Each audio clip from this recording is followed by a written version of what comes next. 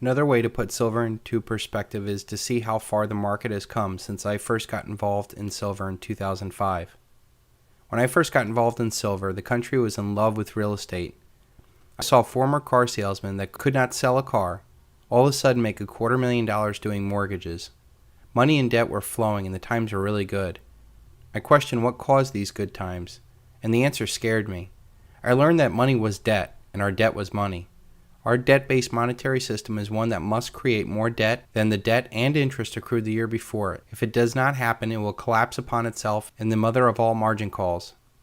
I also learned that if we paid off all the debt in the world, there literally would be no money, and we would still not have enough money to pay off the interest that was accrued on the debt.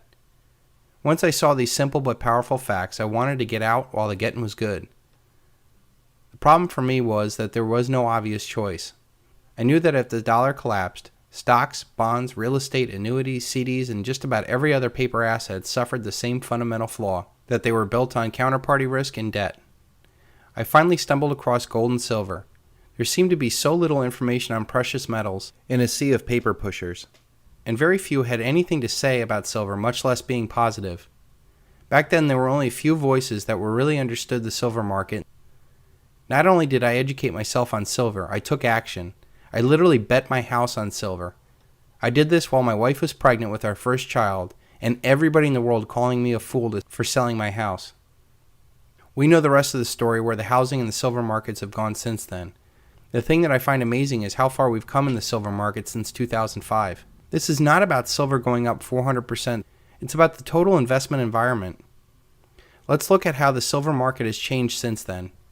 In 2005, the United States was the undisputed hyperpower. Now there is talk of currency collapse, and this gets people starting to think about leaving the dollar. In 2005, the dollar was the world reserve currency.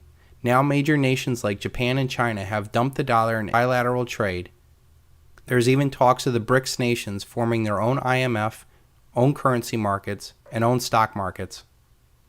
In 2005, gold was seen as a barbarous relic, and silver was just an industrial commodity. Now gold is the rising de facto world currency, beating out every other paper currency out there. And silver is returning to its status back into a real precious metal. In 2005, we had gold and silver sell off almost every month on rumors of Western central banks selling gold into the market. Now we have massive central bank buying of gold, like Mexico and China. In 2005, we had Asia trying to gorge themselves on as many dollars as that they could get their hands on. Now they've officially said enough is enough, and they're buying real tangible assets. In 2005, China was once the largest exporter of silver. Now they're the largest importer of silver. In 2005, we had mining companies hedging their future mining production into the market. Now no one is doing that. In fact, they're now starting to hold silver as a reserve asset off of the market. In 2005, we had mining companies at the mercy of Wall Street to get financing, who then shorted their shares. While this may still be going on, it is nowhere what it was back then. In 2005, people trusted Wall Street and Washington, supporting the debt and wars. Now people despise the game and want out. In 2005, we did not have ETFs, much less any institutional interest in precious metals. Now we have Eric Sprott's PSLV, the very large SLV, and the likes of the University of Texas buying $1 billion worth of physical gold.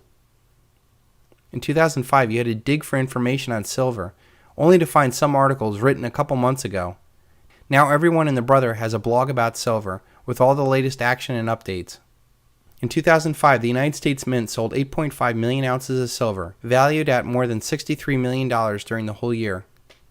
Now we have 6.1 million ounces sold in the first month of 2012, with an estimated value of $200 million. In 2005, the total United States silver production was 40 million ounces of silver, of which 8.5 million ounces, or 20%, went to Silver Eagle production. In 2011, the U.S. silver production was only 35 million ounces, and the United States Mint sold 40 million ounces of silver, or 114% of every ounce that was mined in the United States. In 2005, the U.S. Mint sold 444,000 ounces of gold at $440 an ounce, which is about $195 million. They sold $63 million in Silver Eagles, a 3-to-1 dollar invested ratio. In January 2011, the United States Mint sold 133,500 ounces of gold at $1,400 an ounce, which is about $186 million of gold. That same month, they sold $200 million of silver eagles at a 1-to-1 dollar invested ratio. In 2005, the United States Mint sold 8.5 million ounces of silver and 440,000 ounces of gold. There were 19 times more physical silver sold than gold. Now in January, there's close to 50 times more physical ounces of silver sold than gold.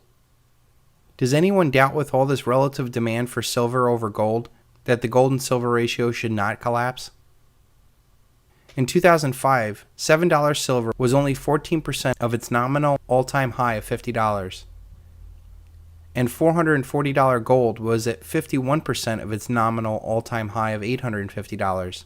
Now, $31 silver is only 62% of its nominal all-time high, and $1,650 gold is 194% of its old all-time nominal high.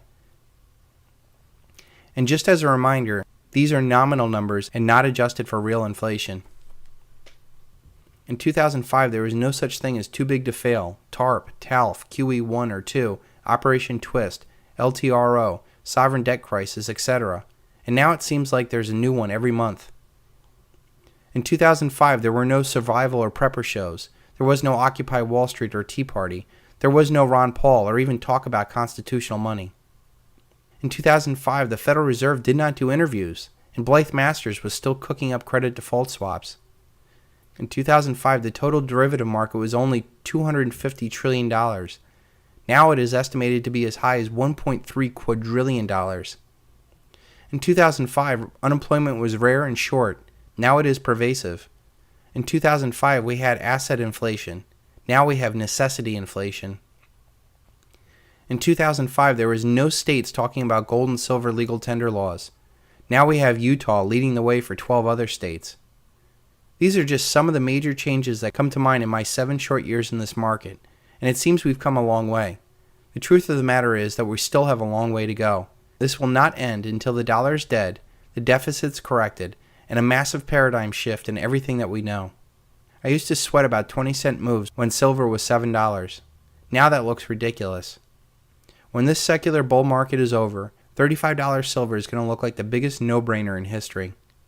When I look back at my initial investment in silver, I may have been 7 years too early, but I knew that I did not want to be one day too late. And judging by the relative performance of silver, next to just about every other asset out there, it's been a good ride so far, and I'm looking for a strong finish.